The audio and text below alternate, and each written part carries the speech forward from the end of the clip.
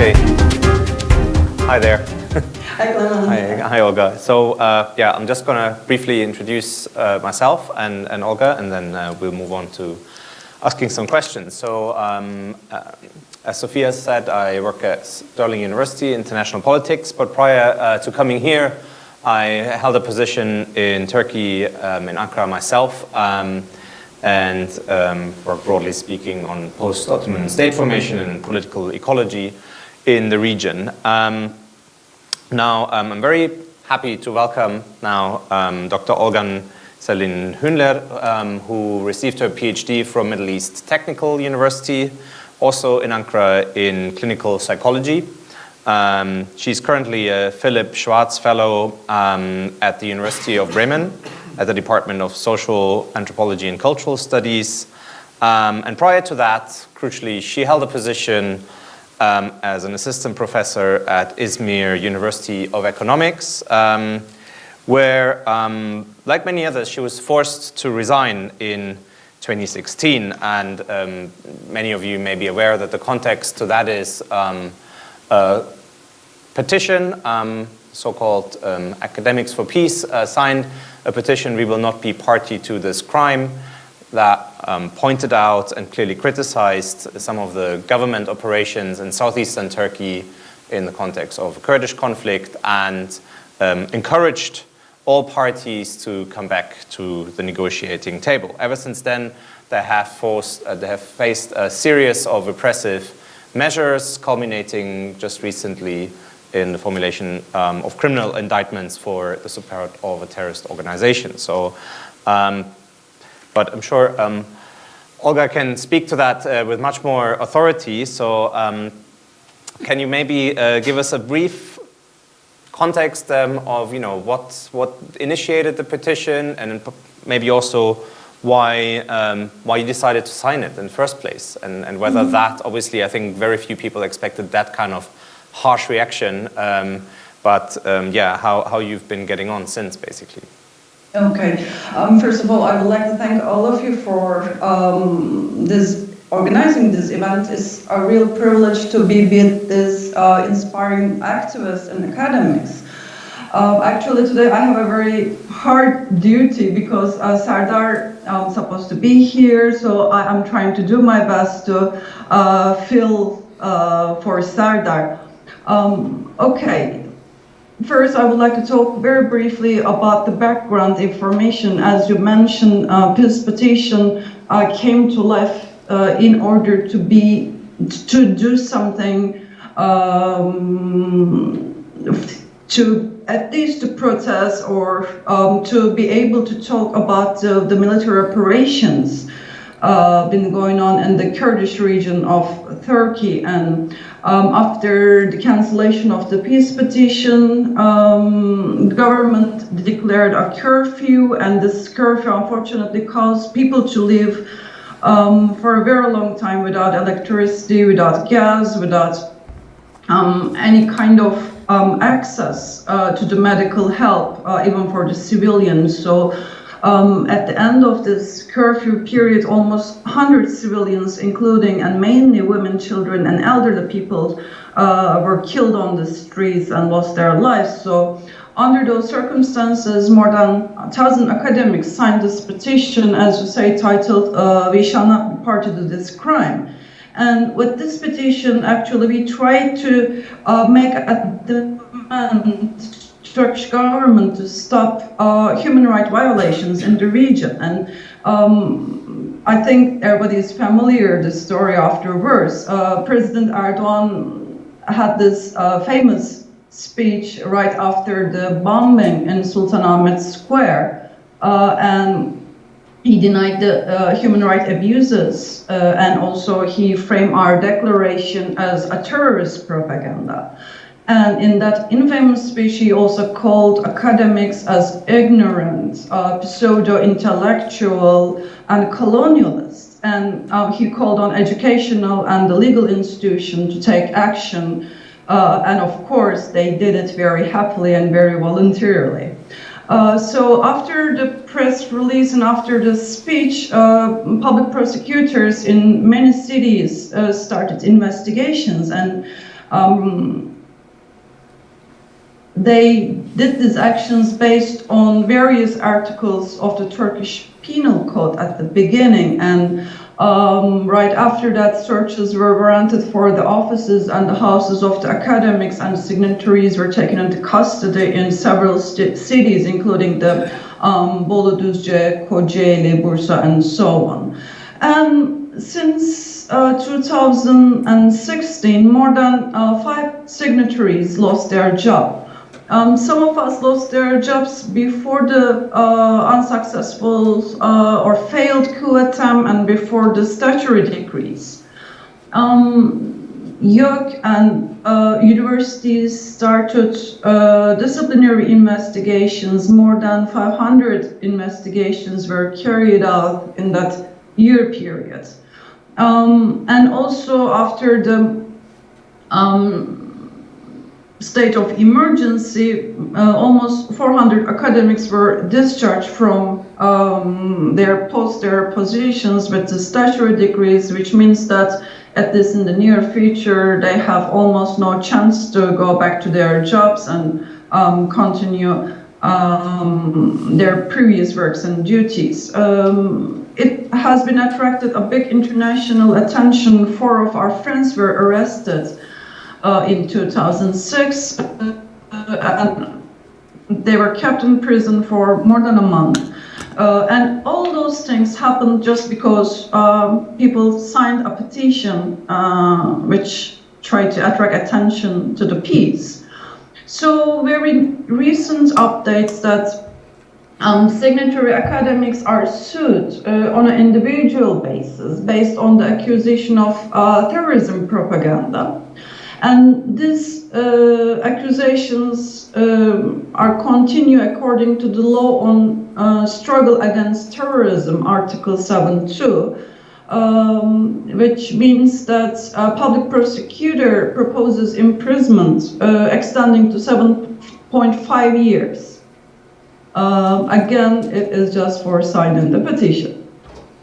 And the number of academics who already received their indictments is increasing day by day, and the first trial will start on December 5th, next week, which is very, very close.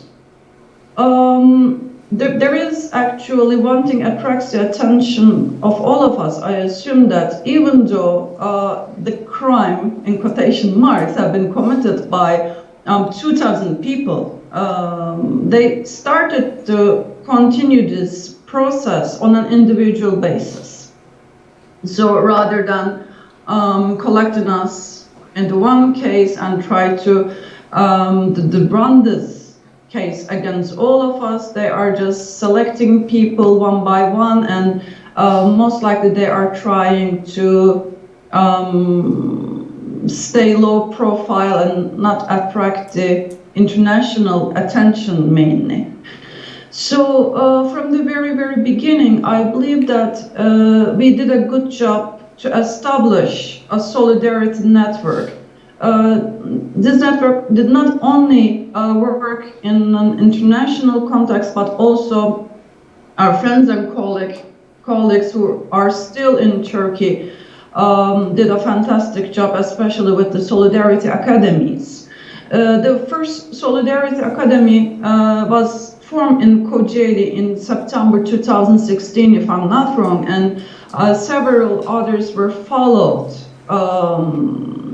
The Kocaeli example, if I'm not wrong, right after Ankara Solidarity Academy were opened up, then İzmir and Eskişehir, Mersin, Mardin and Dersim. So the very aim of the Solidarity Academics is bringing together purged academics and as well as the people who are still trying to hold on to their positions at the moment at the universities.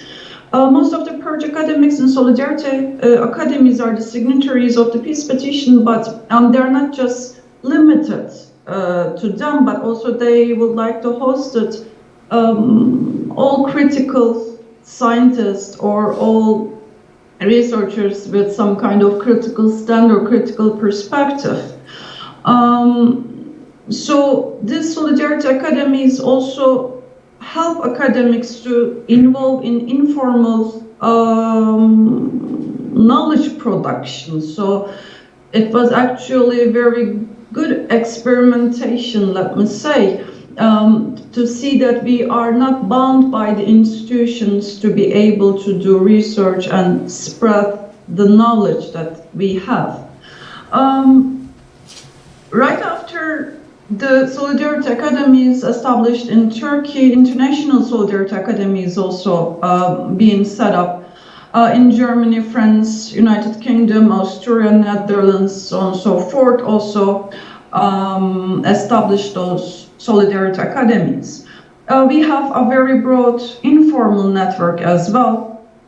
So we are trying to be informed about each other, even on an individual basis. So it does not have to be purely academic or purely political, but also on a personal basis, we are trying to be in touch with each other. I believe this is a very important component, especially in times like this.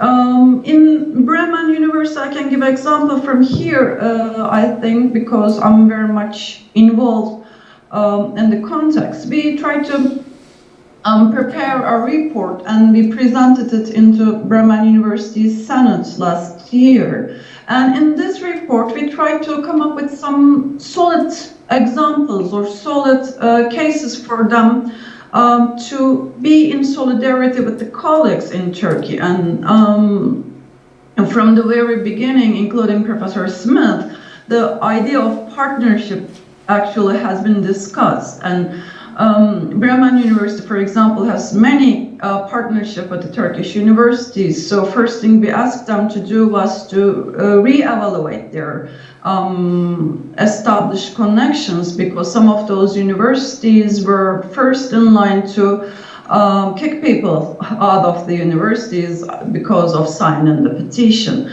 Also, we wanted them to freeze their cooperations with the Turkish research body TÜBİTAK and the Commission for Higher Education, because they were two of the biggest institutions actually who have a massive role in the purge of academics from their posts, from their positions. Also, we asked them to think about some kind of honorary positions, even though they may, I mean, if let me put it that way, if they have hard time to fund the academics, they may still be able to propose some kind of honorary positions. So by this way, especially for the early career scientists, they will be able to continue their research, and they could use, for example, library facilities, or they will be able to have a university email account, which makes all these publication processes and the research processes much more easier, rather than using a commercial email account, for example. And also, for us, it was very important to support the applications of the PhD student, because when they lost their position, they did not only lost their economic income, they also have significant difficulties to pursue their PhD and complete their higher education as well. So at this moment, I think it's very important and critical to talk about what we can do to support our colleagues in Turkey, especially the ones trapped in Turkey, with the statutory decrees. And so many of our colleagues lost their passports. Their passports are confiscated, but even people who still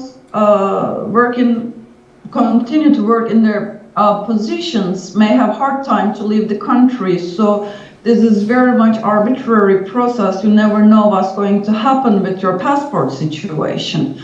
So at the 5th of December, there will be the first peace petitioner will be on trial.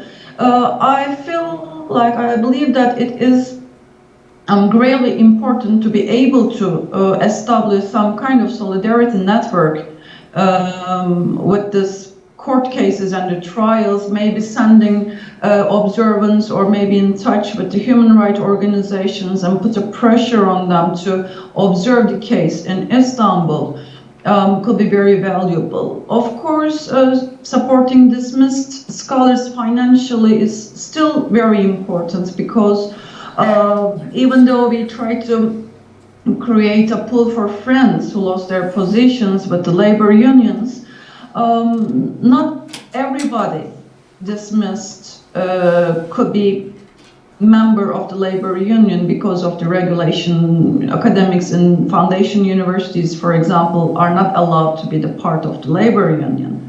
So being in solidarity economically makes so much sense. There are some international means to promote this, such as Educational International Account for Europe or Karim campaign in America are proper means for this financial support.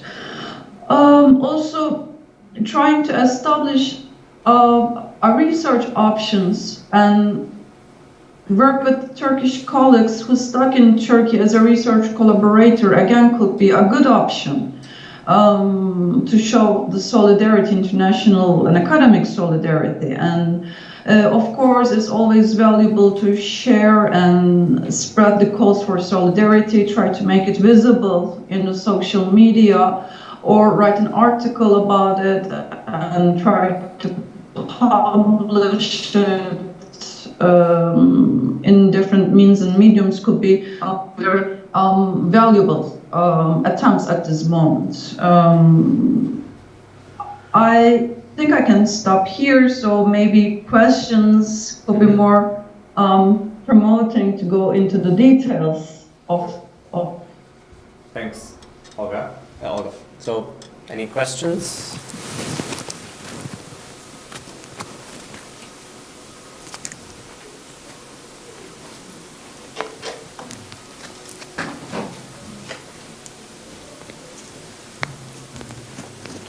Good evening. I have a question. I'm kind of a little bit emotional on this. Can you speak in the Hi. microphone? Yeah. Sorry. As Olga was talking about the coup attempt in Turkey, and also she mentioned it about 400 academicians are being jailed in Turkey, if I understand correctly. But I have a numbers here, which is the community that I belong, that was accused of being the coup attempt. But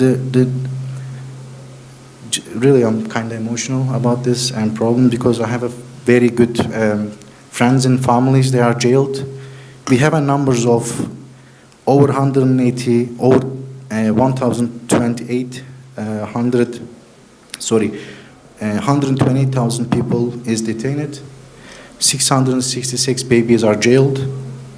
44,000 teachers are unemployed, and we have over 3,000 people as they are in Greece at the moment. They are asylum seekers, and some families in UK, about maybe over 1,000 families. And where would you put these people in academic, free academics, and what would you, where would you put this? I don't know if I explain myself correctly. I'm really struggling here. And what do you think about all the academics as being accused of and jailed by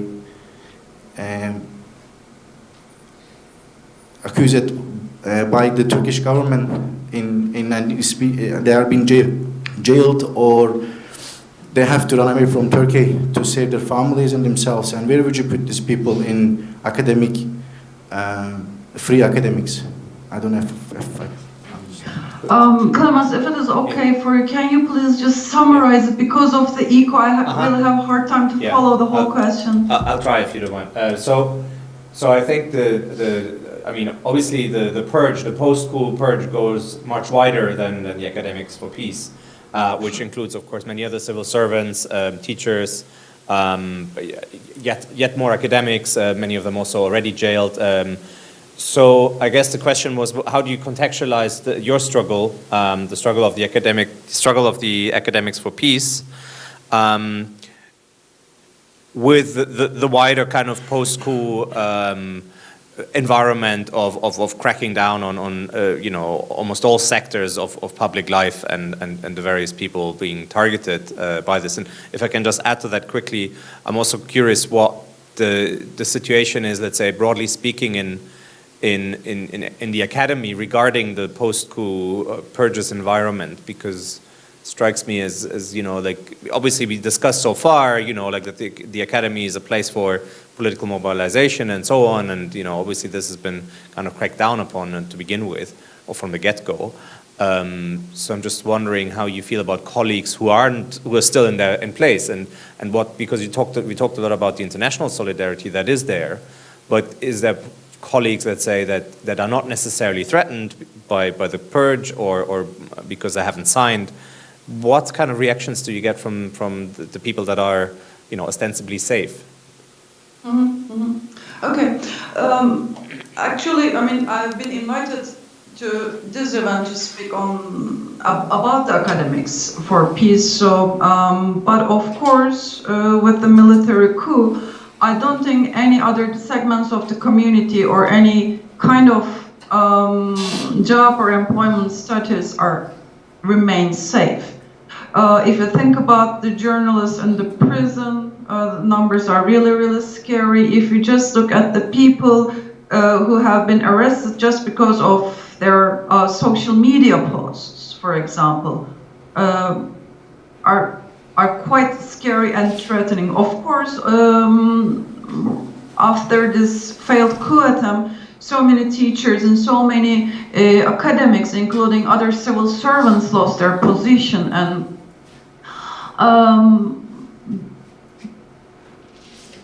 unfortunately, it's not very possible to see that kind of broaden or extended solidarity networks when it comes to those people or friends or colleagues who lost their positions. I mean, we got together as an Academics for Peace because there is one thing we have in common. We have a desire, we have a call for peace. It doesn't matter where we come from politically or socially or scientifically or academically, it doesn't matter, but there is one thing at least which unites us. Unfortunately, it was very hard to see that kind of connections or solidarity with other people who lost their jobs or positions. I mean, remember the hunger strike of two academics, a teacher and an academic, Nuriye and Semih. Even in their cases, it was very sad to see how few people actually be there and participate in the protest to support Nuriye and Semih. So I think it's one of the important things that we have to think about it. When it comes to your other question about the people who still be able to continue their work, I think their reactions are very various. Of course, this is very anecdotal, but some of my friends and some of my colleagues from the very beginning tried to be in touch with me and other people who signed the petition to support them, to encourage them, to be able to establish some kind of human communication. Just forget about the rest. But so many of us actually experiences a huge personal and very, very massive negative emotional reactions. I mean, I know that some of our friends stopped talking to other people because of the political situation. They don't even bother to call or send an email or show any kind of solidarity with them. They try to pretend that there is a void on campus when they encounter the peace academics as approaching. So the reactions actually has been very much various, but I think it's always good to focus on the positive sides, focus on the successful attempts of solidarity and like good reactions rather than stuck in on the unsuccessful ones. Okay. Any more questions to Olga?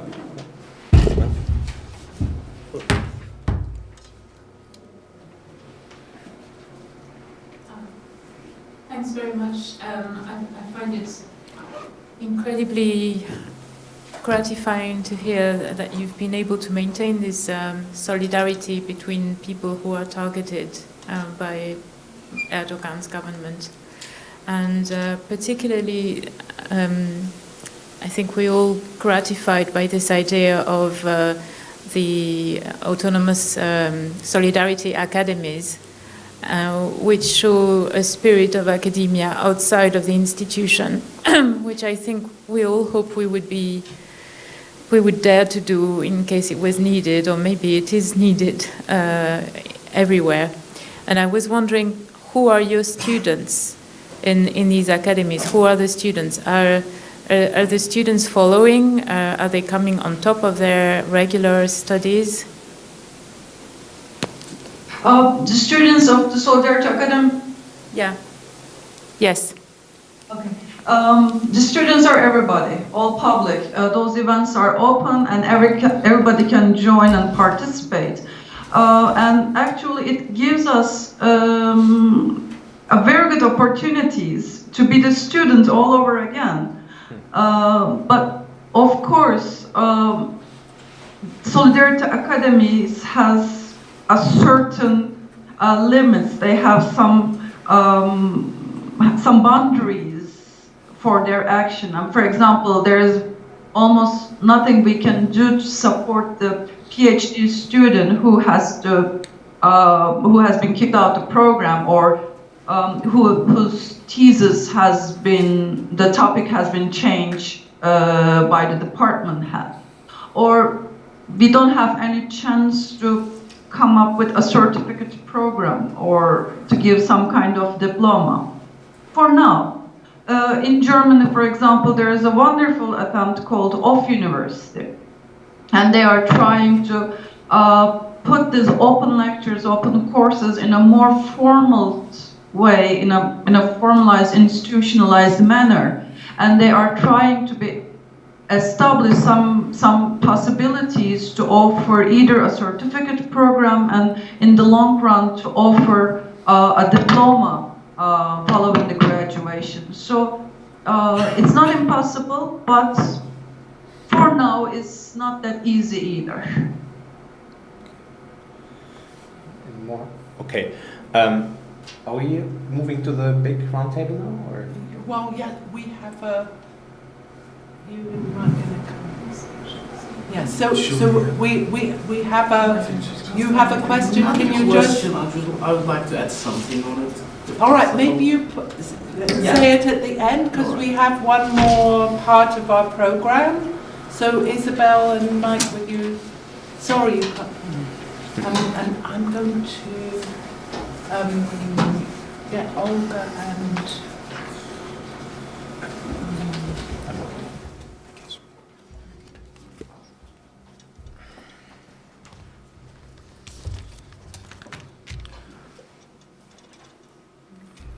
Thank you. My name is Michael Mackenzie. I'm a recent graduate of a master's program in the School of Social and Political Sciences. And, I'm one of the students who's involved in a BAK solidarity program, BAK being the Academics for Peace that we've just discussed. Now, I was going to describe them, but they've been quite well described by Dr. Olga Hunler already. Just to repeat that they have the trials coming up starting on the 5th of December. They'll be tried individually, and they've set out a call for solidarity, and they're calling for foreign observers to stand by them in the courts by sending monitoring teams, observers generating news, and through transparency and dissemination of information. So, that's something that we can all do internationally.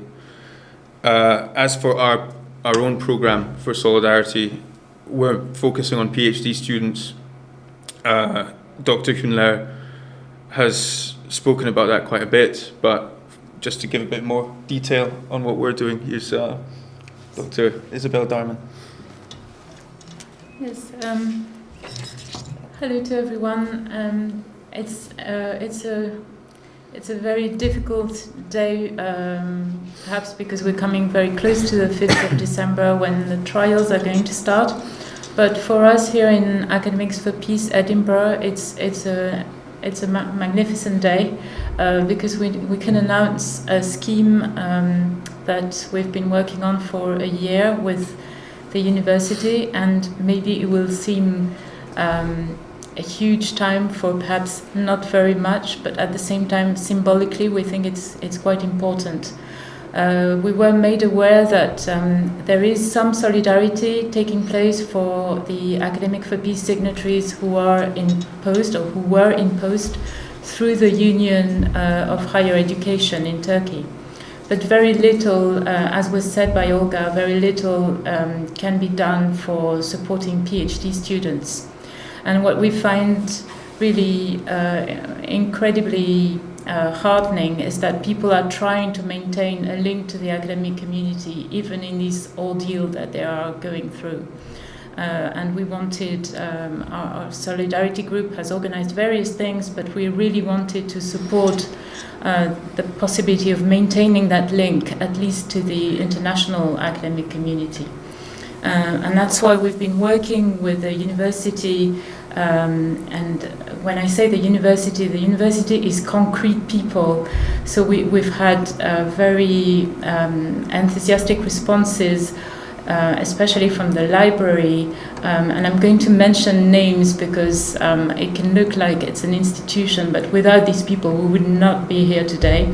So James Loxley, the convener of Library and Information Strategy Committee, and Richard Battersby from the library.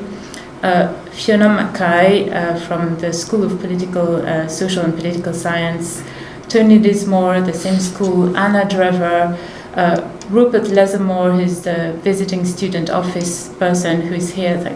Thank you for coming, and Dorothy Mill in college, and of course our group, Alistair, Clemens, Derek, Dominic, Erden, Harriet, Jamie, Jen, Mike, and Sophia have been active on that.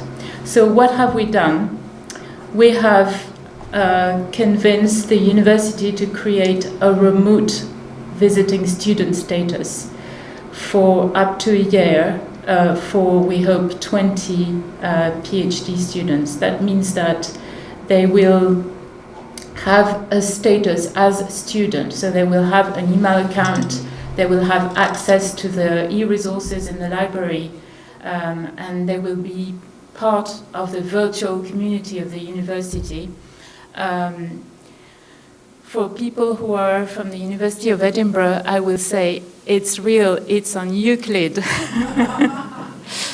And we're going to provide mentoring, so there will be mentors, particularly postgraduate students want to carry out that role to help the beneficiaries of this scheme to obtain something more permanent, because this is really a bridging scheme. We can't deliver degrees. We're just helping them for a year to maintain their research. And we are going to offer supervision. We have a list of supervisors who have enrolled voluntarily to provide that. So we're going to disseminate the news about this scheme and the application form and everything, and of course the conditions, because we can't attend everyone, so we have to make some choices, and we will make that clear. But we hope very much that this is just the beginning, that other universities are going to emulate that even other colleges in our university are going to emulate that. Yes, we hope also to crowdfund for some students, but we're not there yet. So thank you.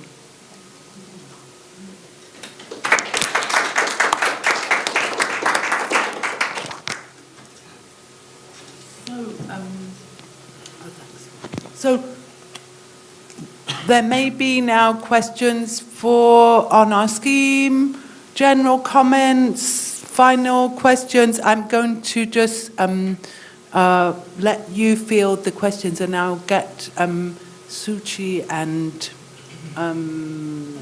Olga together on Skype. So, okay, so please put up your hand if you have anything.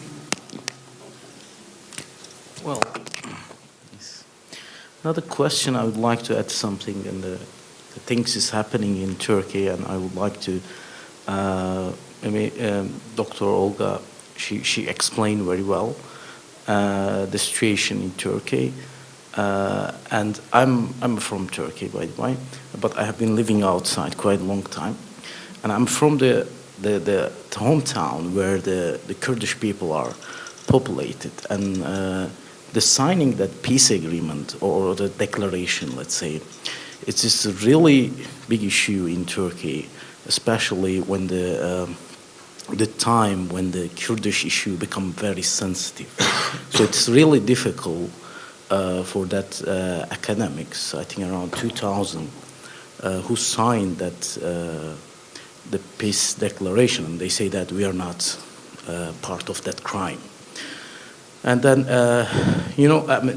imagine, the political party, the Kurdish political party, is right now in terms of number of parliament members, they are the third party in the parliament, and their leader is in jail, and you are signing some declaration which you are, saying something about the government cannot kill the Kurdish people, or the government cannot, continue this operation without taking care of the human rights. And this is, I think, like very the basic job of all the academics, as Dr. Olga said, that regardless the background or the field you are studying, and they really did a great job. And now they are paying for that one. It's very difficult in Turkey to, they support some rights when the issues come to the Kurdish people. And but I have a contact with my friends and academics in Turkey, especially after last coup attempt in Turkey last year. I think around 15 or 17 university was closed down. And then around, maybe I'm wrong with the numbers, but around 20,000 academics were fired. And I think more than 1/3 of them, right now, they are in jail. And then I heard that from the news, of course, they put like 20 professors in a room of 7 people, for 7 people in the jail. And then, the room just for the 7 people, but they put 20 people inside, and that 20 of them are professors. And I have a contact from one associate professor from Istanbul Technical University in Electric and Electronic Department, and he has been living in a village in close to Izmir, almost a year, and he has been looking a way to run to the Greece. And then it's really difficult. I think last week, he just gave me a call. He said, prayed for me. I said, what's wrong? He said, I'm going to go try to pass the border with his boat alone. Well, he was good I know he's good in swimming, but it's a big challenge in the night time and in November, and you are trying to cross the sea, which at that road just last week, 2 weeks ago, one family was drowned, and all the members were, 95 of them was dead, and many of them, the Syrian and many of the people. I mean, think about one academics and taking a risk to, putting his life on the risk to pass the border and go to the Greece without a single cent in their pocket. And I think we should pay more attention on the academics in Turkey. And I know one of them, a friend of mine, he was a student of my friend, basically, reality, a PhD student. Right now he's in Greece. I talked with him that day, last week, and I said, what's the situation? And he said, I said that I'm just trying to survive and trying to buy a document, illegal document, to travel to the German. I mean, how come the one academics come in the situation to buy illegal documents to travel to German in the Greece? He's in Greece. He explained me how he passed the border, the difficulties he faced, and then they passed from the river, which is very dangerous river. And I just want to add what I had from my friends in Turkey, and many of them right now I know. Several professors, we work with them, we write a paper together. They are in jail, and as Dr. Olga said, that they scare to even have a contact with their friends. And why? Because if there's any problems came out, the problem is not just affecting one person, it's affecting whole family. So that's why the people, even they scared to give their names. That's the situation, what I know in Turkey, for the academics. So I just want to add these things to what Dr. Olga said. Thank you.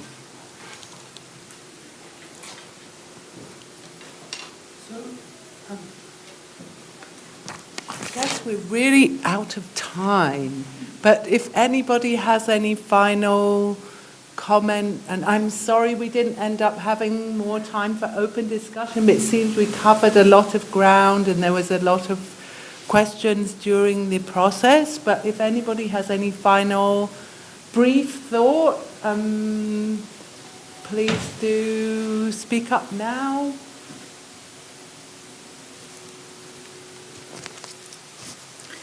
Yeah, I was just very impressed by Shuchi's talk and how she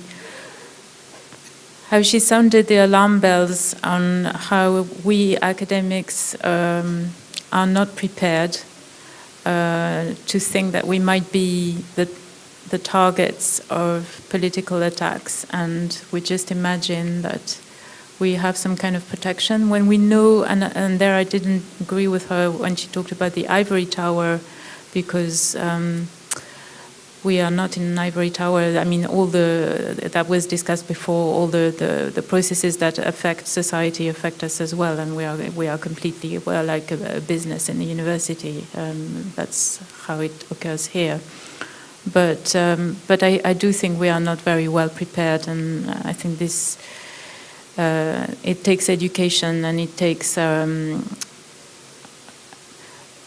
probably solidarity with academics who are being targeted at the moment to realize that, we're in a privileged position here in this moment, but things can change very, very rapidly. Yeah. So, would either of you like to have a final word, Shuchi or Olga? I know you both have to go, and maybe you cannot hear us very well. If you have, either of you have anything you want to add at this point, or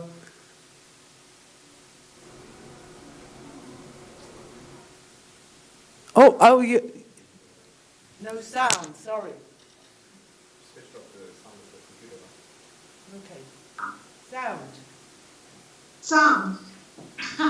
I couldn't hear anything because the sound echoed, so I'm not sure whether there was a comment or question. Okay, well, it was more a comment, but I think Isabelle, if I summarize very quickly, she said that your remarks really highlighted the fact that we are often not thinking so clearly about the potential of threats, and that we need to be more aware of the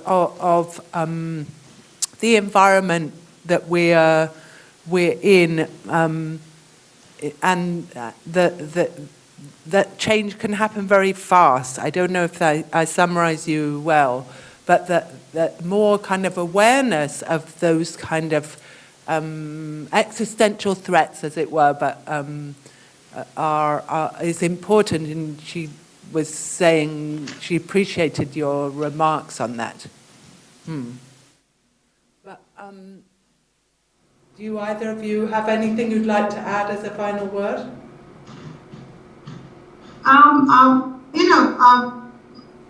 In today's time, when you have social media and it helps you to actually find voices and give voices to people, and you can find solidarity quite fast, but it also brings exposure that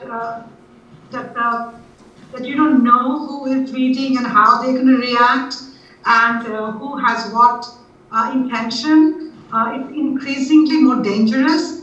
So I think in fact the sense of awareness without losing the courage or the heart to stick on to what you believe is right.